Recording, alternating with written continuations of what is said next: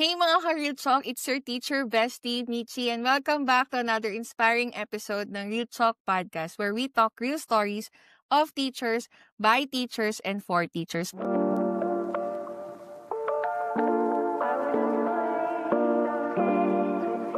Now, today's episode is really close to my heart kasi hindi lang siya basta guest. She's someone who's been part of my journey both inside and outside classroom. And we were once co-teachers for the 8 years of my life sa service. She's one of my trusted colleagues and yes, she's also my ninang sa kasal. She's been teaching for around 18 legendary years. A loving mom of 2 boys and now an aspiring school head after recently passing the national assessment for school heads. Despite all the challenges, distance, motherhood, and career hurdles, she never stopped learning and growing. So today, we'll dive into her story, how she stayed grounded yet driven, how she found growth after, some transfers, and how teachers like us can keep the fire burning even when the system feels heavy. So please welcome my ninang, Ma'am Hani. Yan, Ma'am Hani, kamusta ka naman? Hello po! Ayan. Hello, kumusta? Yan. Starting tayo sa conversation, Ma'am Hani, no? 18 years ka na sa service. Pero I'm so curious, what still keeps you going after all those years in the classroom? Of course, kasi necessary. For a living. Hindi. Siyempre, sa family, of course, no? Aside from family-oriented tayo, of course, career-oriented. Ayan yung mga sa'kin. Keep going sa ating life. At syempre, di ba, from the start, since eto na yung binigay sa atin na siguro ni Lord na journey natin, no? So, dire-diretso lang ang ating buhay. Kung saan tayo niya dalhin, kung ano yung kailangan nating harapin, diretso lang. Despite the challenges, of course, normal naman yun. So, yun. Iniisip ko laging maraming nangangailangan ng serbisyo ko. So, yun yung mga nagki-keep on sa'kin, yung drive ko to pursue yan. Yan. Taray, 18 years yun, no? Pero sobrang passionate pa rin talaga din ni Ma'am Hani. I think that's something a lot of us teachers can learn from, no? Like, that the love for teaching can really evolve through time, no? And speaking of evolution, no, Ma'am Hani, let's rewind a bit sa early days mo sa teaching. Ay, grabe ang evolution. Yes. Like, if you could describe your early teaching years in one word or one statement, what would it be and why? Huh? Early teaching mo. Ang early teaching ko, Yes, pang-pageant to. grabe naman ang tanungan, no? Nung early teaching ko, gusto ko lang ma-pursue yung aking in one word. One statement. Sige na nga. One essay. Gusto mo ba?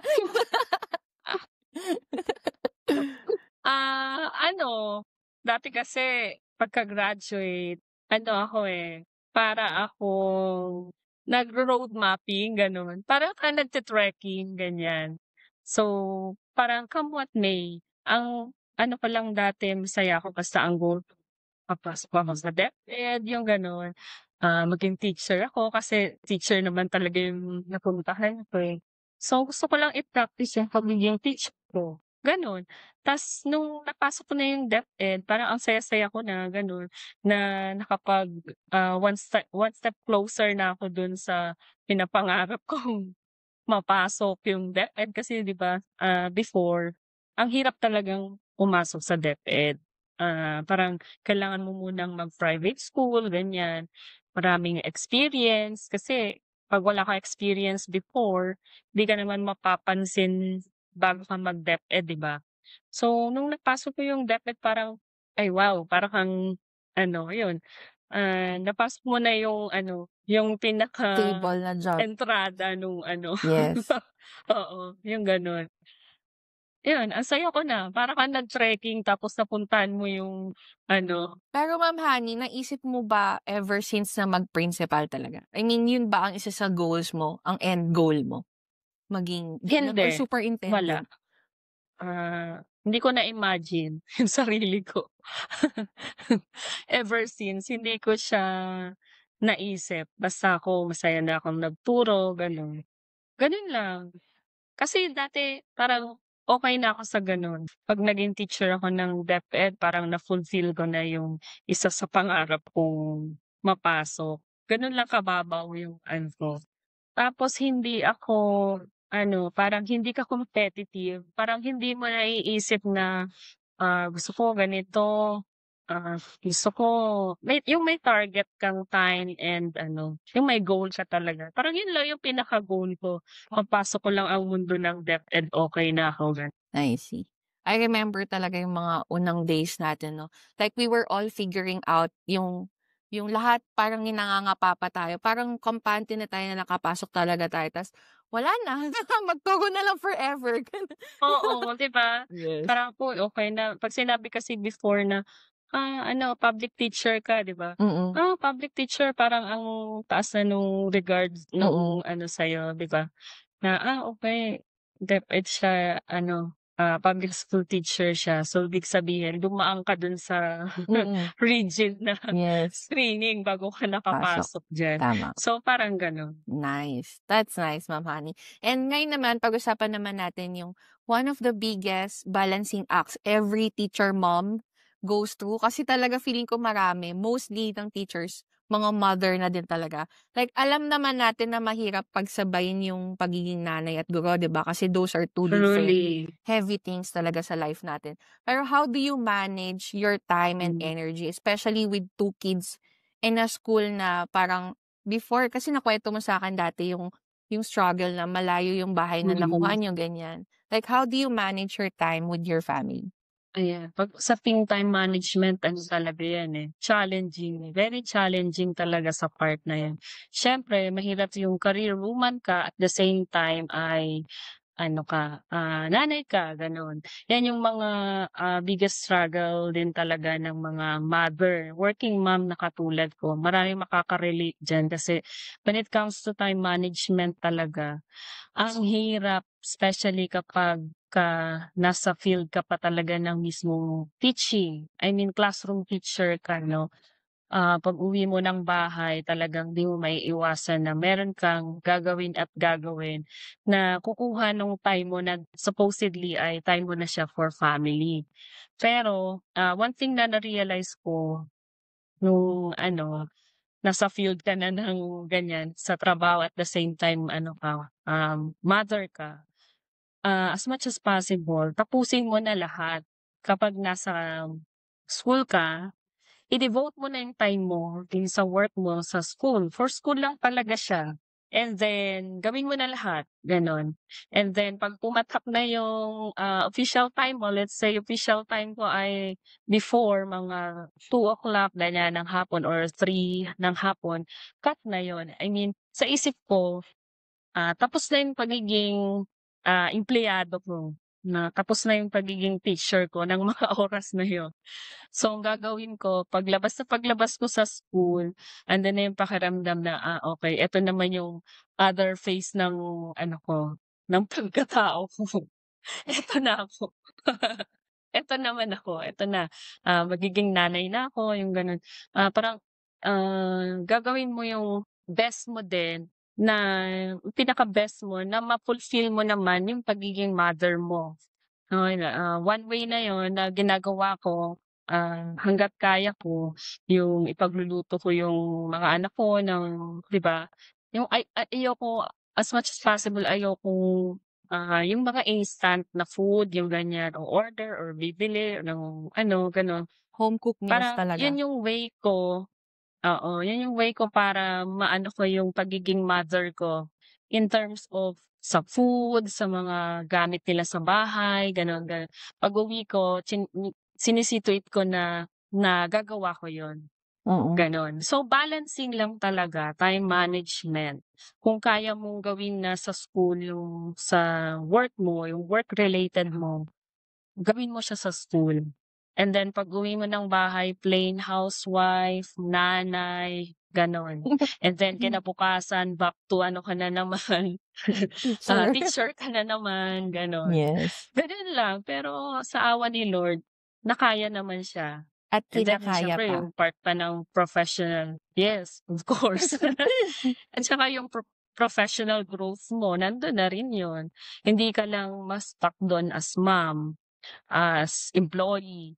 Siyempre may time ka rin to ano 'no, to grow as professional, gano'n. Yung personal growth mo and professional growth mo, Mm. kailangan mo rin yung i-balance. Papasok mo rin siya dun. Mm. So, ang hirap. Hindi siya birong gawin, pero kinakaya. Yeah, I love that, Ma'am Honey. Mm. Actually, yun na yung next topic, yung point natin. Like, siguro, isa sa mga, hinahangaan ko talaga sa'yo kasi talagang nakita ko yung struggles mo nung time na nag-aaral ka. Talagang, parang, paano nakakayanan ni Ma'am Honey to, Super. no? Parang, tas ang ganda talaga ni Ma'am Honey, guys, sa mga hindi nakakita. Gandang-ganda talaga ako sa mina ko. Oh my gosh. Parang wala siyang struggle sa life. Ganon. Ang daya nung cam mo diyan. Bakit dito sa cam ko? Hindi. Real talk to. Kaya yan ng tool ko, Ma'am Honey. Lalabas natin yung ganda mo later. Pero yun na nga. A part ng purpose talaga. I know, parang yung purpose natin, it comes from the passion for learning talaga. So, yun naman yung pag-usapan natin. Like, alam ko you finish your master's degree sa RTU, di ba? Tama ba? RTU? Oo. Ang big- Few days. Yes. And now, like, alam ko nagpa-pursue ka na ng doctorate mo eh. What made you naman decide to keep studying Oo, despite the nag-start uli demands ako. of teaching? Ha? Nag-start Nagbalik loob. sa, I mean, nagbalik loob uli ako sa grad school, sa doctoral what do you naman. mean? Paano nagbalik? Bakit nag-stop ka ba before?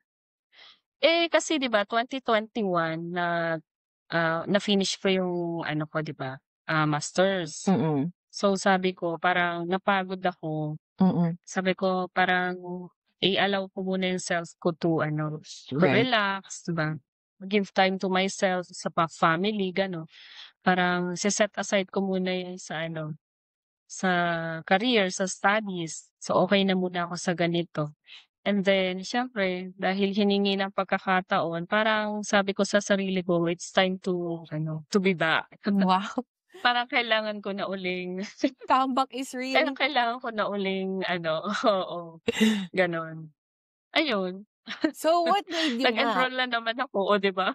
Nice. Congrats. Ano, siyempre iniisip mo na, eto na naumpisahan ko na 'to.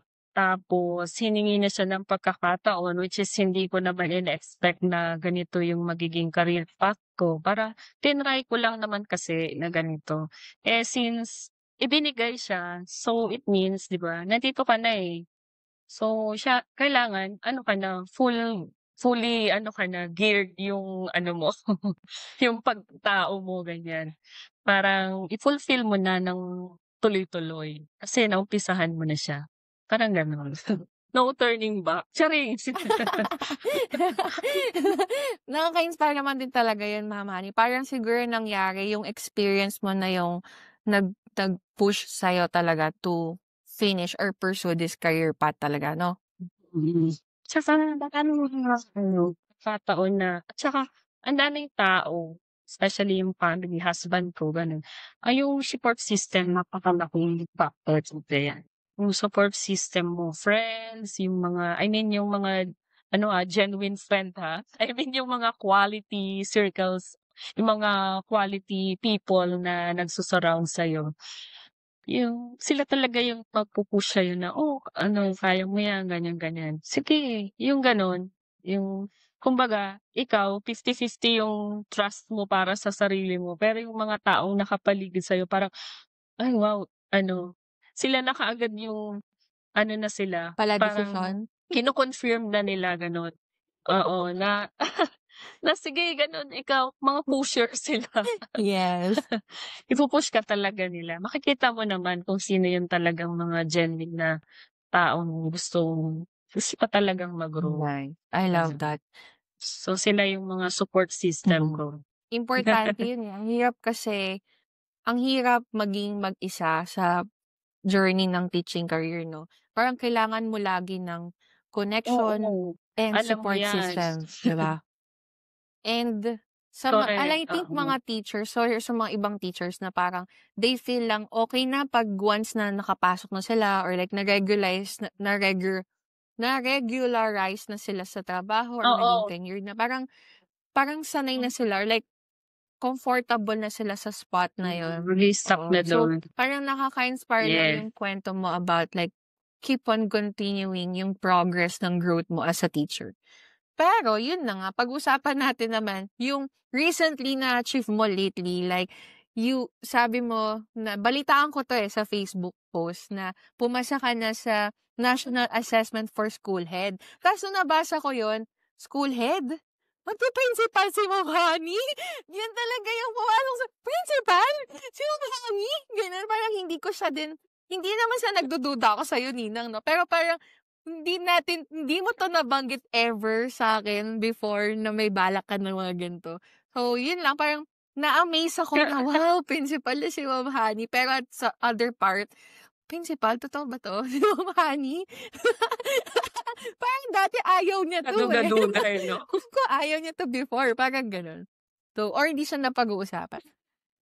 Pero Oo, yun na nga, or wala talaga siya sa how plan. did you prepare for it and what was going Oo, through your mind nung nalaman mong pumasa ka na? honestly honestly hindi ko siya plan talaga at saka hindi rin ako gaanong prepared for that.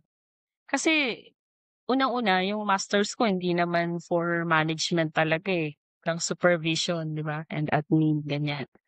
So, ibig sabihin hindi ko siya talaga ano, binalak na maging gano'n.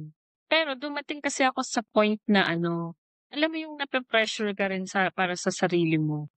Kasi nakikita mo yung mga kasabayan mo, parang siyempre may mga ano kasi sa DepEd, eh, yung mga batch-batch. So yung dun sa mga among may batch parang sila ano, parang, master teacher na sila gano'n. Yung iba ganito na sila, 'di ba? So parang ikaw feeling mo stuck ka. May gano'n akong feeling na stuck na ako ganyan. Natapos ko naman yung masters ko pero feeling ko stuck ako yung gano'n. Ta's sabi ko, why not Parang ano what's next? oo, sabi ko anong ano, okey ganito ba ako natapos sayang naman yung pagpapakahirap ko sa RTU, tumatawid ako ng tulay ng Guadalupe, ganyan-ganyan, tuwing Sabado, nakikipagbaragan ako, gano'n. Mm. Sayang naman yung in-effort ko na gano'n, yung time ko para sa family ko ginive up ko yung every Saturday. Tapos parang stuck na ako do'n, so gano'n na lang ba yun, gano'n. Ta's sabi ko, parang gusto kong i-try something new, gano'n. Ta's nakita ko naman na, sakto yung parang may opening for item ng head teacher, ganyan. Although hindi ko talaga siya planong applyan, kasi may master teacher din na opening. So pareho ko silang in-applyan, nag-try lang ako. Sabi ko which is which, yung ang mauna dito sa dalawang 'to, ibig sabihin yun yung para sa'kin. So pareho ko silang in-applyan, nag-apply ako ng master teacher 1, nag-apply ako ng head teacher 3 na item. So grabe nung una nga parang sabi ko, "Ay wala na 'to," kasi orientation pa lang parang nasa 250 applicants na yata kami. Nakita ko siya may ano kami online orientation. Tas sabi ko parang ang labo ko na 'to, parang 200 plus applicants yung attendees nung ano, eh, nung online orientation. Pero sabi ko, "Sige i-try ko pa rin." Malay mo gano'n yung ano, laging ano, yung probability parang sabi ko parang 0.0001 yata ang probability ko dito. Kasi Oo. nasa 200 plus yung attendees. Sabi ko, pero sige ano, laban lang parang gano'n. Nasa isip ko, so paano ko malalaman if qualified ako or hindi kung hindi ko siya ita-try? Parang may gano'n ako sa isip ko.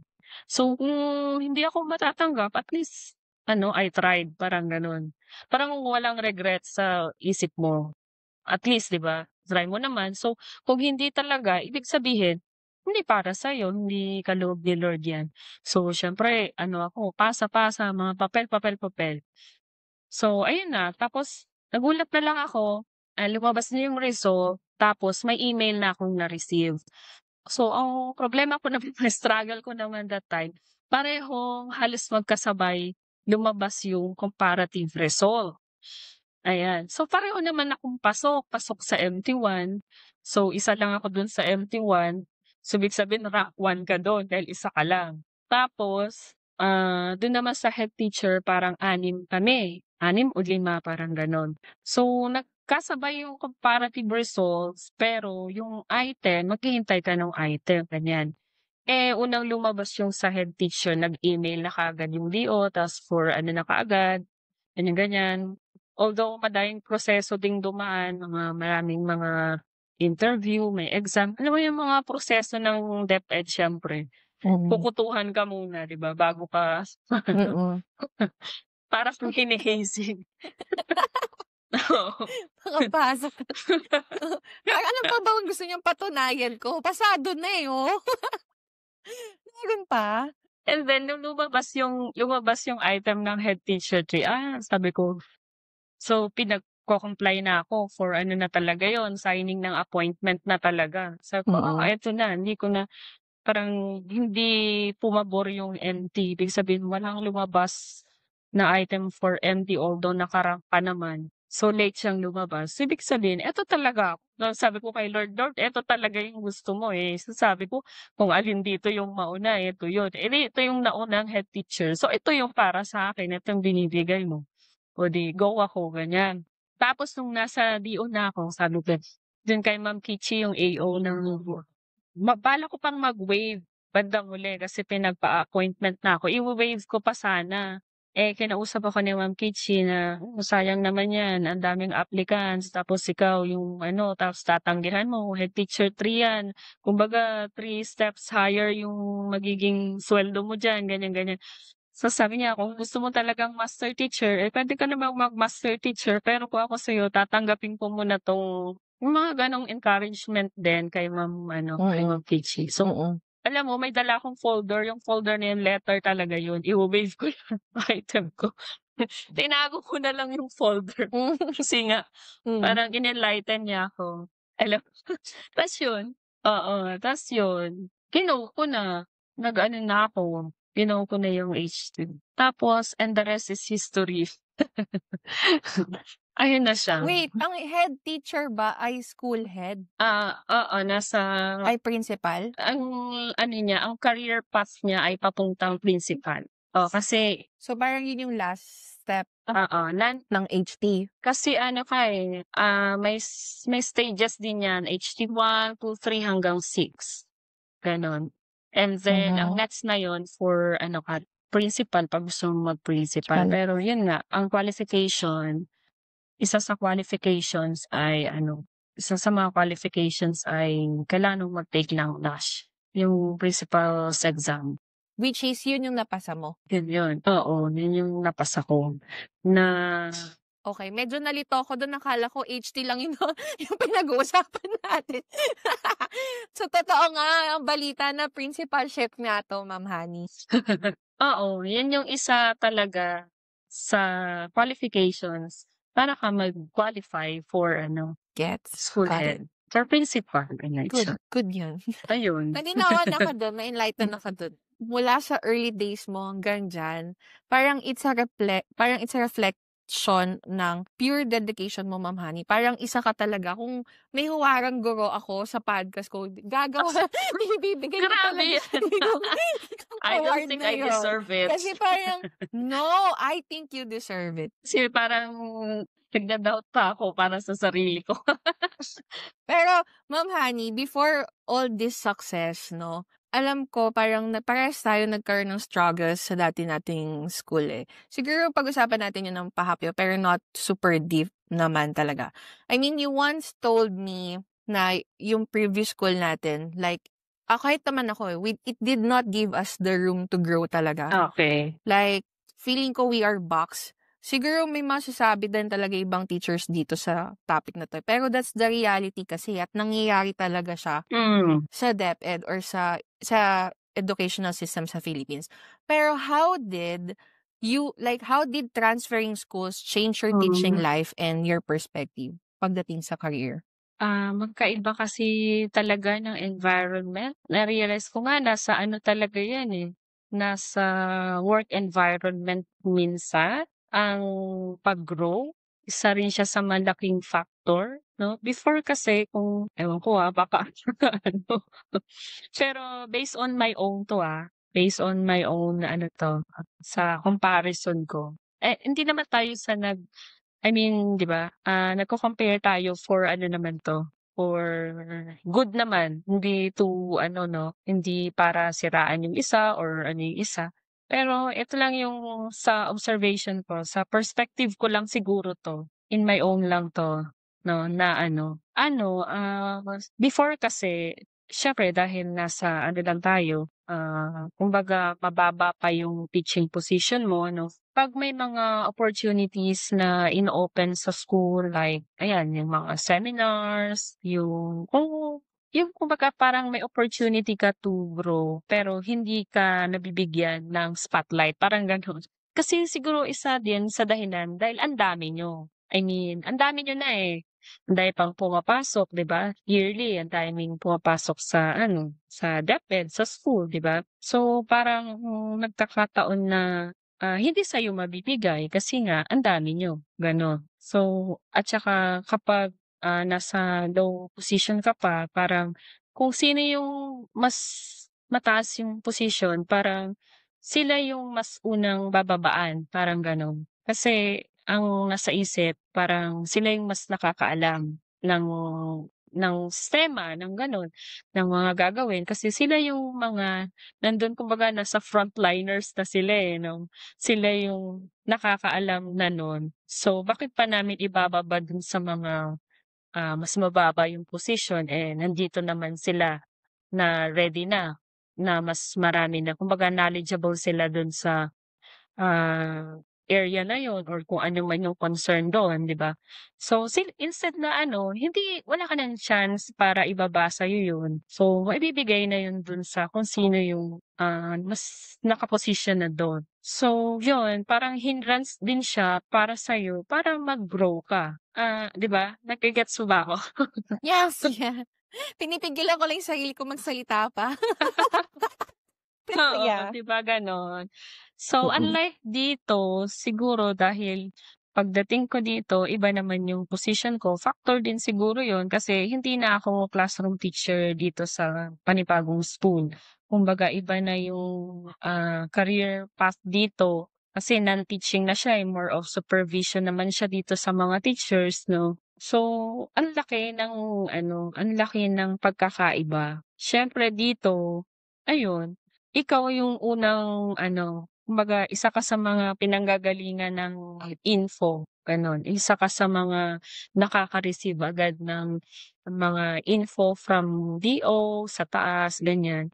So, dun mo nare-realize na, okey eto pala yun. So, puwede ka naman palang, i-prioritize, puwede ka naman palang bigyan, puwede ka naman palang mag-grow kahit hindi ka pa nasa higher position. Na-realize ko na nakadepende pala siya doon sa mataas mong posisyon. Halimbawa nakadepende siya sa head mo or sa coordinator mo kung sino yung gusto niyang, mag-grow, kung sino yung gusto niyang bigyan ng chance sa gano'ng bagay, gano'n. Feeling ko naman kasi nag-grow naman yung mga teachers individually on their own, way. Like mag-a-attend naman sila ng webinar, seminar. Pero yung growth na parang paano siya matutulungan mag-ranking, yung ma-promote, parang yun na lang yung kulang. Kaya yung iba, parang kahit anong gawin ko, nag-aaral naman ako ng MA, may units naman ako, lahat naman sobrang active ka. Pero bakit hindi ako napopromote? Parang ganun. Bakit di ako nabibigyan ng chance Mm. mag-rank? Yun pala is because hindi sa hinihinder 'no, pero meron palang sense of control talaga yung mga school heads kung sino yung Oo, ina-allow nila na oo. mabigyan ng chance para Yes, mag-rank up. yes. Mhm. Yes, correct. At saka siguro tinitingnan din nila yung performance mo, ganyan. May factor din yun or kung sino yung napupusuan nila dun nila, ibibigay yun, gano'n. Basta maraming factors din na kino-consider sila. Yung mga principal or yung committee na nagbibigay ng rank up, Oo, ng promotion? Okey. Both. both. Kasi nga naman, i-endorse ng principal. Tama. Before, may endorsement. Ngayon, parang hindi na masyado. Wala na Parang masyadong direct na effect. siya sa division. That's good. Tsaka ang taas, Ang laban yan, papers talaga. Ang taas ng yung competitive yung competition. Ang taas ng competition level dito sa DepEd sa ngayon Sa ngayon. Pero before, di ba, nung nasa DepEd ka naman, ganun din eh. Taas din eh. Pero ngayon, mas lalong tumaas kasi nga division-wide na siya. So, let's say, ang item ay 3 lang. Tapos yung division kayong maglalaban. Imagine, kasama pa yung Makati ngayon. Kasi di ba meron aside dun sa mga old na school ng Taguig, na absorb din ng Makati yung ng Taguig yung Makati, yung school sa Makati. So, mas lalong tumaas. Okay, medyo nagigets ko na yung process ng principalship. Pero Ma'am Hani, honest question ha. Kung sa tingin mo nakapagtapos ako ng MA ko talaga, sa tingin mo sa pagkakakilanlan mo sa akin, magiging principal kaya ako sa future? Of course, ano ba? Alam mo yan. Alam yan ng maraming nakakakilala sa'yo at isa ako dun, syempre. Hindi, walang bola. Pero yung sense of mo talaga, meron ka ang taas ng sense of responsibility mo, di ba? At saka yung quality ng work mo, syempre, alam mo yan. Alam ng marami yan. Kung sino si Michelle. O baka nga overqualified ka pa dyan. Alam mo yan. Syempre, pag sinabing Michelle, grabe naman yung niyan, quality ng work. Okay, nagtatapos na po dun yung podcast natin. Tinapos na no? Tinapos na. Dahil doon, tapos na po. Maka-Michelle ka naman, Ninang. Michi nga alam nila eh. Kani-reveal ko na, oh my God. Hindi ako na-inform. Malamang, Michelle talaga pangalan ng Michi. Saan ba manggagaling yung Mitch na pangalan? AKA? Michi. Michis. Na-Michi tuloy ako. Nalala ko yung mga tawag ni Ma'am Dax. Anyway, that's nice. That's a powerful statements. Pero, ang galing ng pagkakasagot mo, Ninang, doon kasi balanse siya. Kahit pa marami kang pa-disclaimer sa simula. Parang hindi natin kasi pwede talagang i-sugarcoat yun kasi yun yung realidad na na-encounter natin sa agency natin eh, di ba? So, yun lang. Pero ngayon, Ninang. Ano yan? Real talk yan. Ayun talaga yung mga actual na nangyayari sa sa DepEd environment sa ating Pero syempre maraming mga factors yan. Hindi naman syempre ito yung ito yung nakita ko, ito yung observation ko. Pero syempre may version din naman yung iba kung tatanungin mo yung iba, 'di ba? Kanya-kanyang yung kanya-kanyang experience yan sa work. Yeah. Different experiences, different perspectives. So, it varies. Isa lang si Ma'am Hani sa patunay na kaya, pwede naman pala talagang, umusbong. Ano ba yung other word ng pumusbong? Pwede naman talaga palang achievable pala ang principalship or achievable pala ang mga promotion. Kasi maraming teachers parang umabot na ng 60 or retiring na, teacher 1 pa din. Parang they gave up na lang. Siguro ngayon kasi parang ang dami na ding help talaga ng division para ma-promote din yung mga teachers. Compare siguro sa dati. Oh, in fairness naman, no? In all fairness naman sa division ng Taguig natin, sila ngayon talagang nag-go-on talaga sila ng mga bagong leaders. Nag-aalaga talaga sila ng leaders natin. Tsaka full support talaga sila. Naka-fund ng mga trainings talaga dun sa mga bagong aspiring na leaders. Oo, fairness naman sa kanila. May mga bago silang programs ngayon. Yung iba nga, waiting pa nga kami kung anong balak nila eh. Hanggang ngayon. Ang sarap lang din.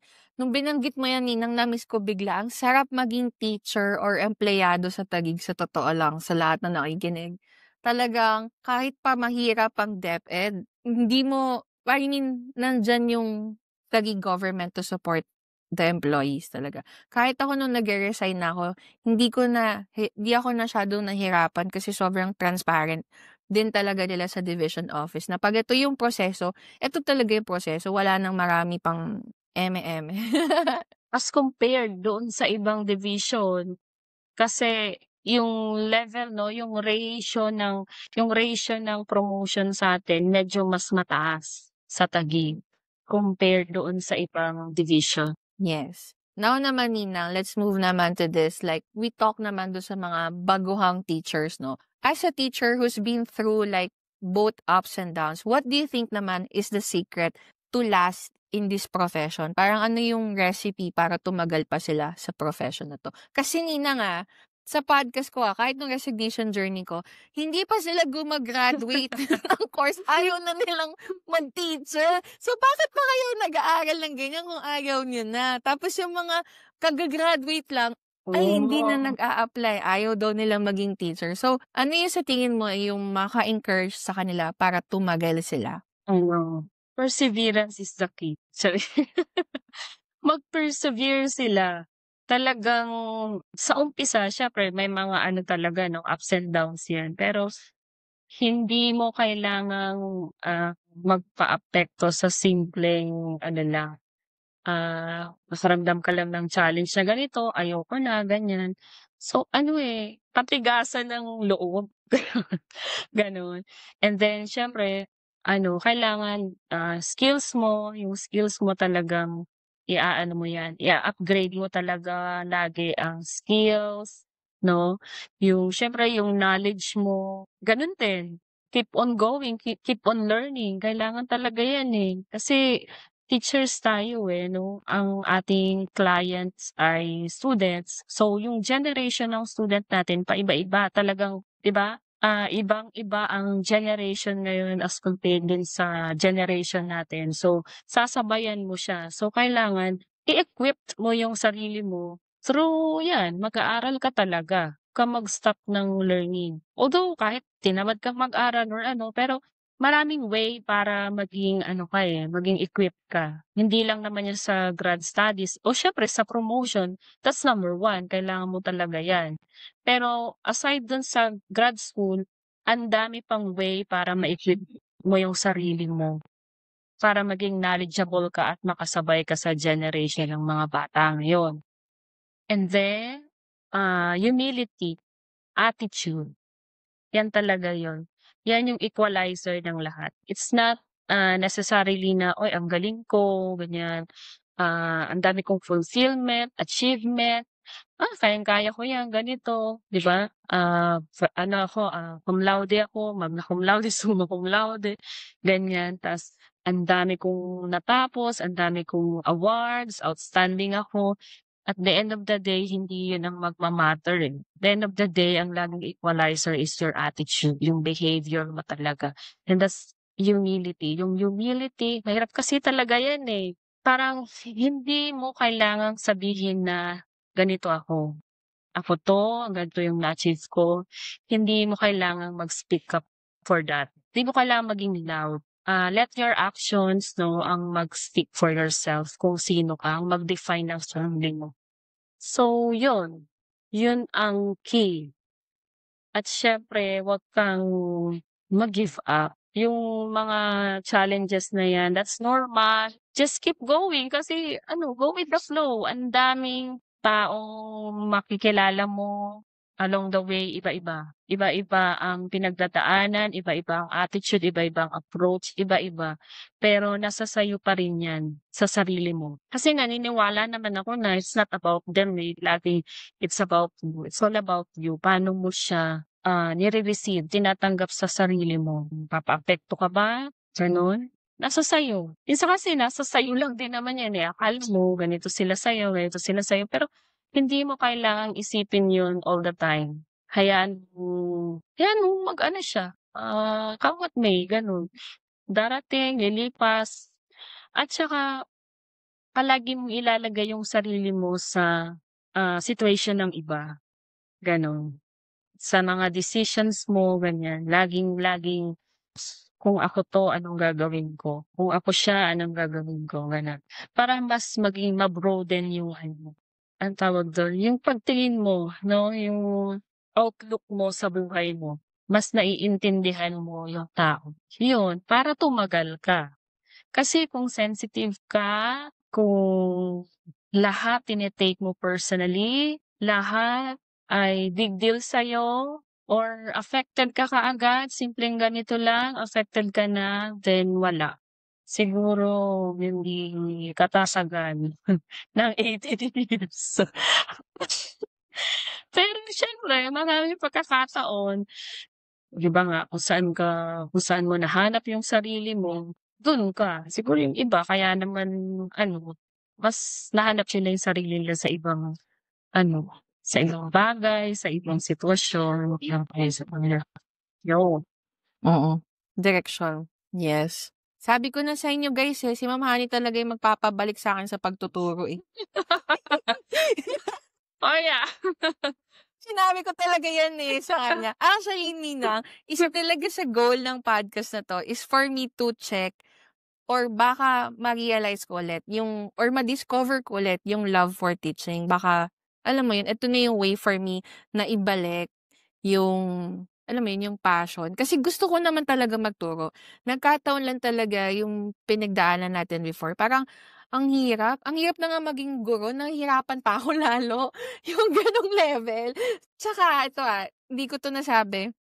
Hindi ko nasabi sa ibang episode. Pero feeling ko kasi, isa sa mga reason na ba't talaga ako umalis, it's because parang hindi ko na-feel na ito yung reason para mabuhay pa ako. Parang hindi na siya nakaka-motivate talaga. Tsaka hindi na aligned yung goals ko sa life dun sa bagay na ginagawa ko everyday. Parang tulad kaya tinatanong kita kanina kung like ito ba yung goal mo ever since, ganyan. Kasi ako, parang let's say gusto kong yumaman. Yung pagtuturo ba kakayaman ko? Yung mga hindi Of siya course not. aligned. So, meron akong goals. No, of course not. Parang may goals Ako na ako. nagsasabi sa'yo.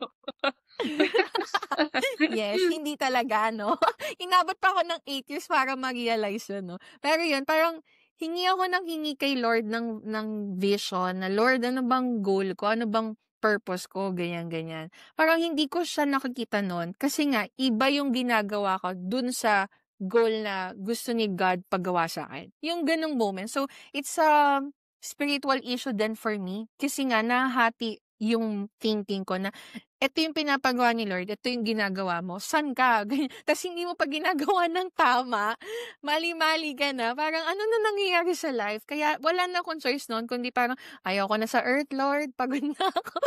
Ganon. Parang ang saya lang ikwento na ito, pero pag pinag-usapan natin to before, ay nako, mangiyak-ngiyak tayo dyan. That's normal and valid naman yung sa'yo. Kasi siyempre napapagod tayo. May time talagang napapagod tayo. Pero 'di ba, nasa sa'yo pa rin. Ikaw kung masaya ka ba ngayon sa napili mo, why not? Baka yan talaga yung para sa'yo, 'di ba? O kung na-realize mo na, "Ay gusto ko ng bumalik, gusto ko ng ano, okey na ako."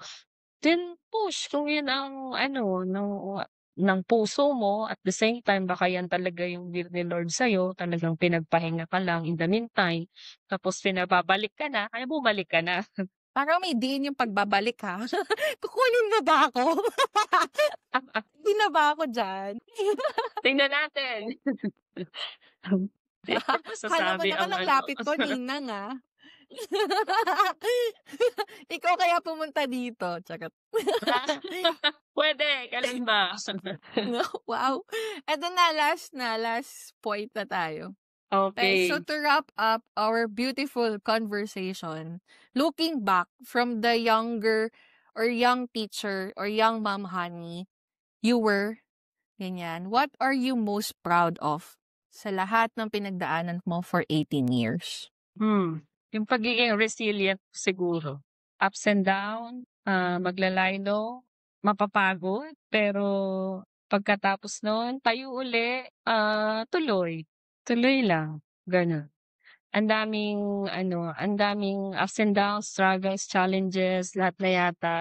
Pero dun ka pa rin sa kung ano yung tama at kung ano yung siyempre magpapasaya pa rin sa'yo.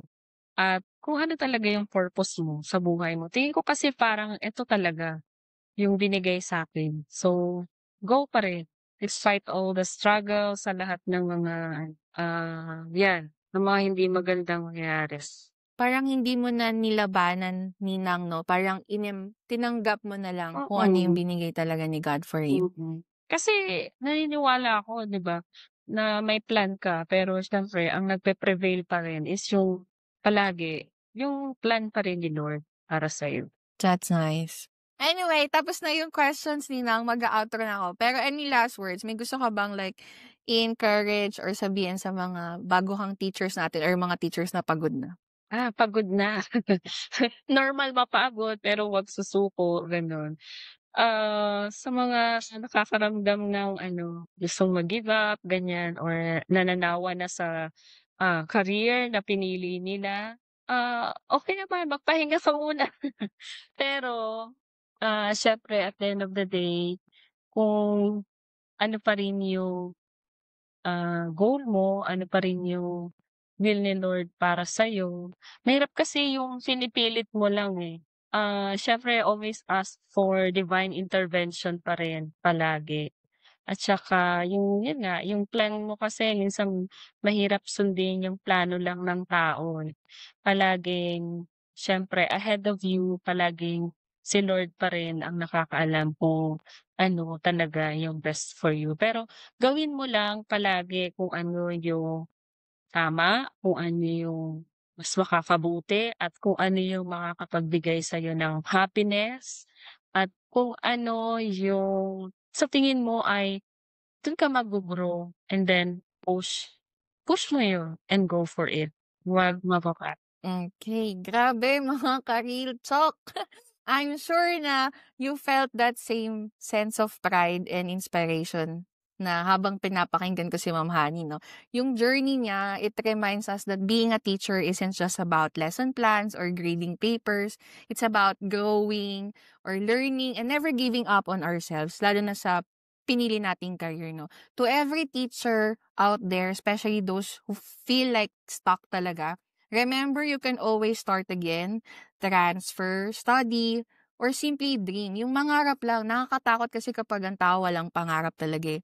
Yung journey natin doesn't end where you are right now. Parang hindi dyan natatapos. So, yun na nga. Thank you, Ma'am Honey. Thank you sa pag-allow sa akin nito. And sana hindi lang yun yung last date natin, no? Pero bibisitahin ko kayo dyan ni Sir Nolly for sure. Oo. Oo, welcome na welcome ka dito. Ikaw pa ba? Yeah. Thank you for sharing your heart and story with us, Ma'am Honey. And thank you sa mga Karyotchok natin na nakikinig at nanonood dyan. If you love this episode, don't forget to follow the Ryotchok Podcast on Spotify, Apple Podcasts, and YouTube Music. And before we end, here's our food for thought. Growth doesn't always mean moving up. Sometimes it's moving forward. One brave step at a time. Until next time, see you. I'm your teacher, Bessie Michi. Bye!